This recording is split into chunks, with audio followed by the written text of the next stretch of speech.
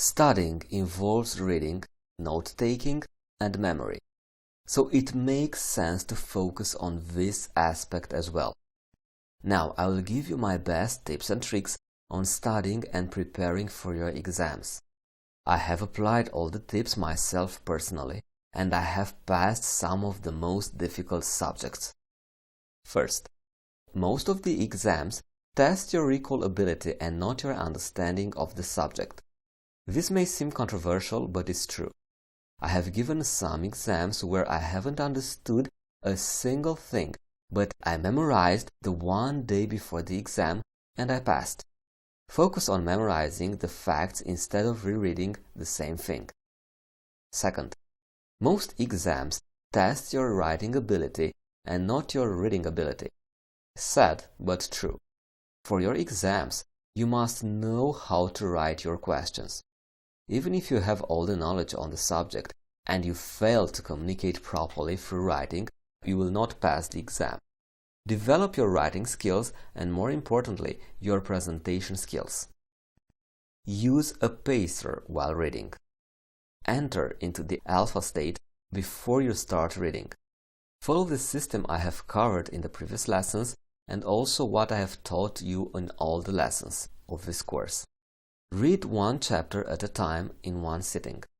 I recommend you read one chapter at a time. You should only get up after you finish reading the entire chapter. Of course, if it is a big chapter, take a break. The learning experts recommend you to sit when studying for about 45 minutes and take a break afterwards. I have noticed that rank holders don't follow this. While studying, they sit down for a long duration in a single sitting. I personally used to sit down for 3 hours straight, without any break. I recommend you to do the same if possible. If you take a break every 45 minutes, there is a state break every time. It takes a few minutes to get back to the flow state once you resume. Instead, if you sit down for a long duration, then you will be in the flow state for a long period of time, and you get the maximum benefit out of what you are reading. Next tip. I never make any timetable and plan my studies. They rarely go as planned. Don't waste your time preparing timetables. I do have a rough idea in my mind as to how many chapters are yet to be finished. Now, these are the tips which had a major impact in my life student.